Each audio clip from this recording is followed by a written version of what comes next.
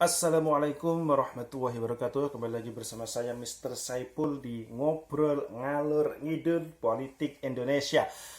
Oke, teman-temanku semuanya, subscriber Suami TV. Pada kali ini saya perdana membuat video seperti ini.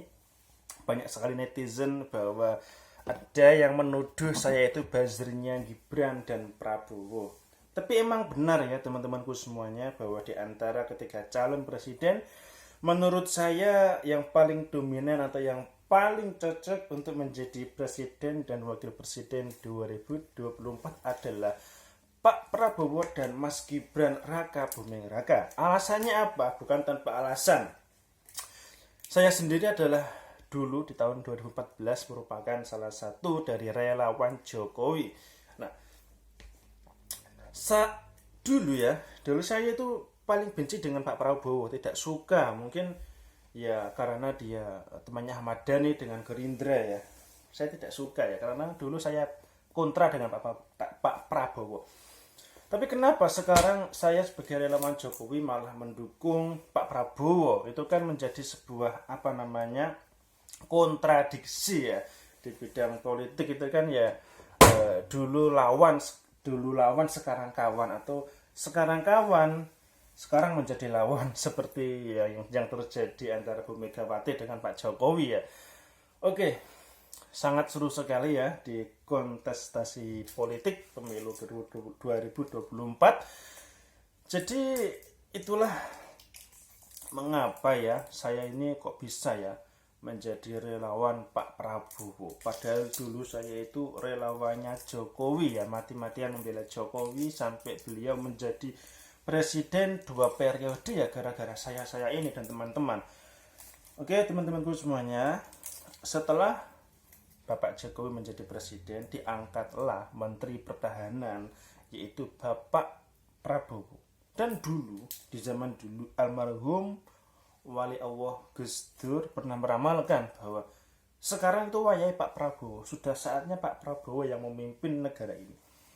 Karena apa? Dalam sejarah ya negara Indonesia, kalau dipimpin presiden yang terlahir atau mungkin rekam jejaknya itu dari kemiliteran atau dari angkatan militer dan lain sebagainya, itu akan membuat negara-negara seperti Amerika, seperti Rusia itu akan segan kepada Indonesia. Karena apa?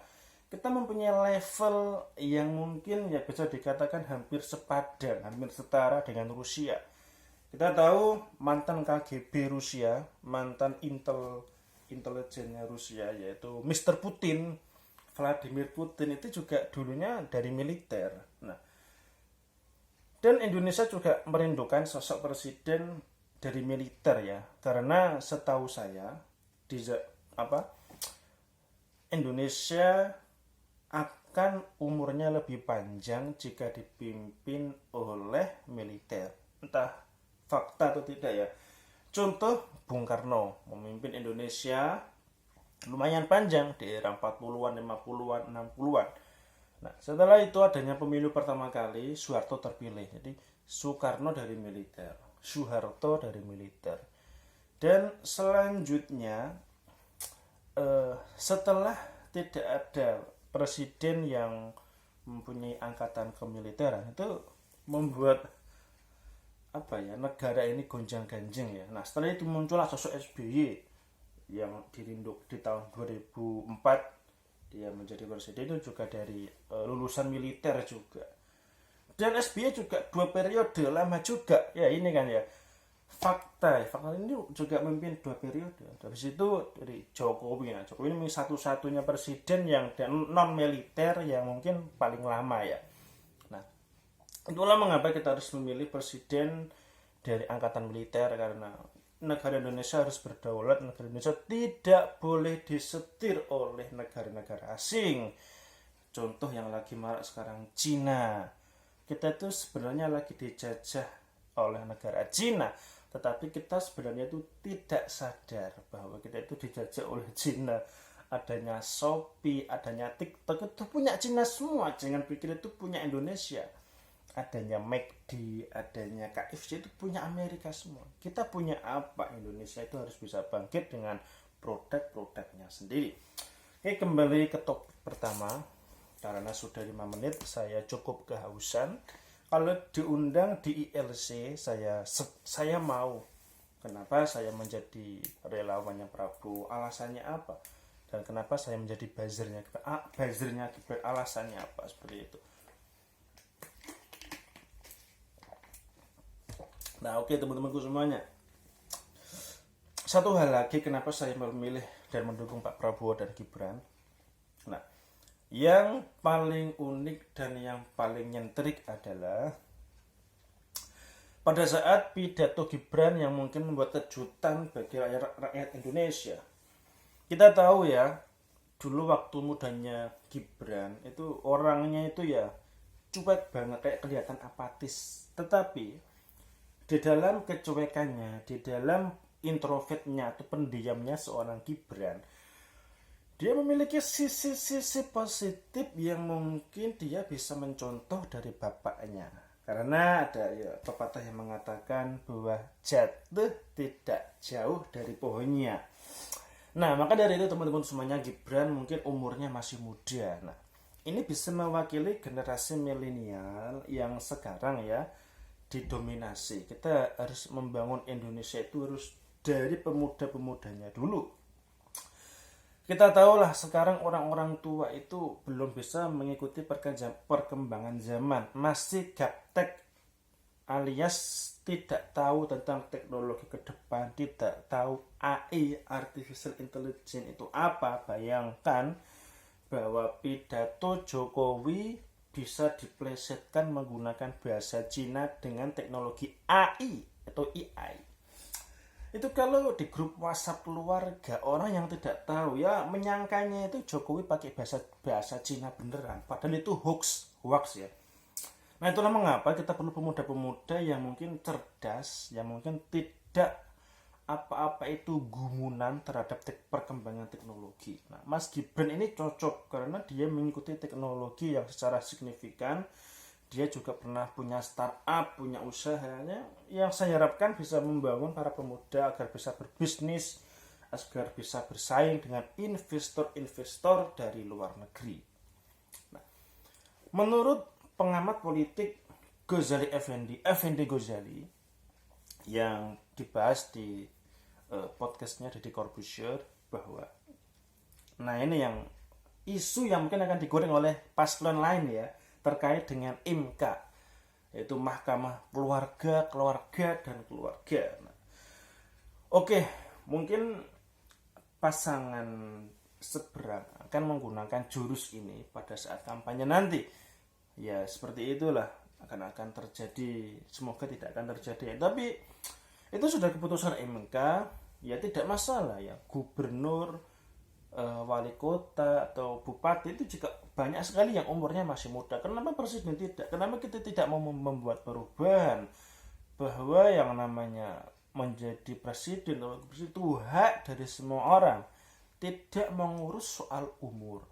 Kalau umurnya udah 70-an, aki-aki, nah tapi kalau visi misinya, tapi kalau kualitasnya tidak mumpuni, ya buat apa? Lebih baik memilih pemimpin-pemimpin, calon-calon pemuda-pemuda yang kualitasnya bisa terjamin dan bisa mencerahkan anak-anak muda. Itulah alasan saya kenapa saya memilih Prabowo dan Gibran. Nah,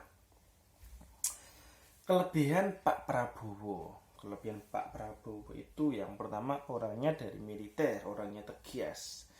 Yang kedua, kelebihan dari Pak Prabowo adalah beliau adalah sosok yang mudah memaafkan. Yang dulu ibaratnya Pak Prabowo itu Sasuke dan Pak Jokowi itu Naruto, dan di mana saat itu terjadi rival yang sangat berat, yaitu rivalnya antara Pak Prabowo dan Jokowi. Dan pada saat Pak Jokowi naik jadi presiden, ternyata Menteri Pertahanannya adalah Pak Prabowo. Nah, dan apa yang terjadi jika Prabowo dan Gibran terpilih? Politik, kita akan bahas politik luar negeri atau geopolitik. Nah, Yang namanya Amerika Serikat itu paling tidak suka kalau Indonesia itu mempunyai pemimpin dari lulusan militer, pemimpin yang tegas. Saking ketar ketirnya Amerika, kita ingat dulu Soekarno itu bersahabat dengan Presiden Amerika F. Kennedy.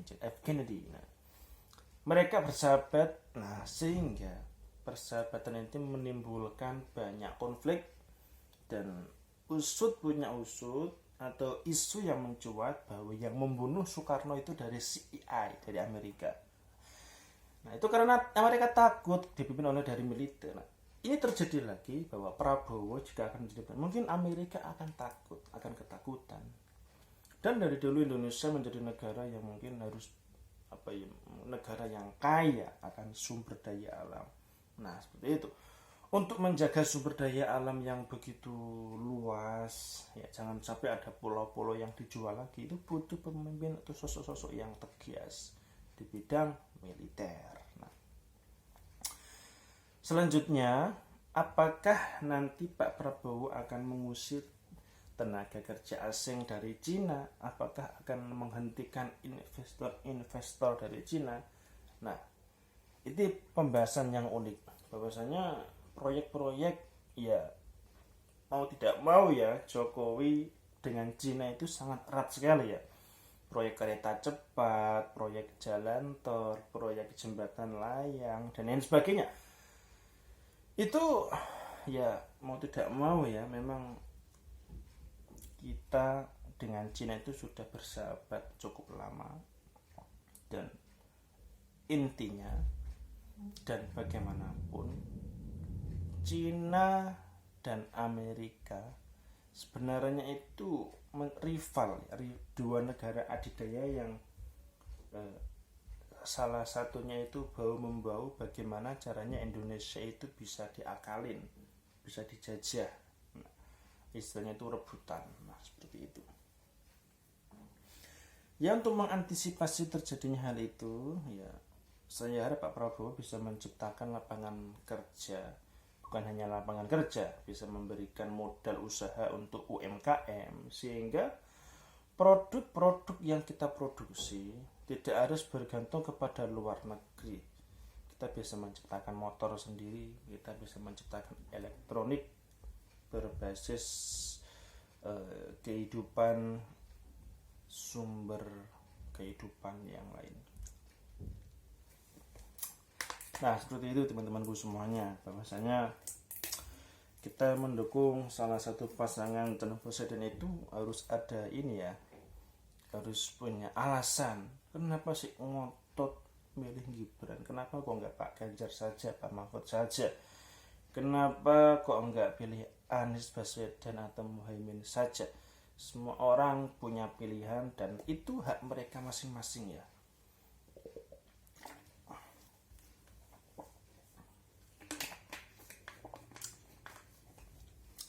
Itu hak mereka, kita harus hormati. Maka dari itu pesan saya, semoga pemilu tahun ini tidak terjadi polarisasi seperti zaman dulu. Nah, harapannya tidak ada kerusuhan ya seperti tahun-tahun yang lalu ya.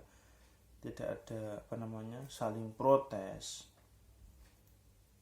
Nah, itulah. Untuk selanjutnya saya akan membahas tentang prediksi Cak Nun tentang media, bagaimana media di zaman sekarang yang katanya tanda kutip tidak tidak bisa netral seperti tahun-tahun yang dulu. Kita tetap saksikan channel saya di Suami TV.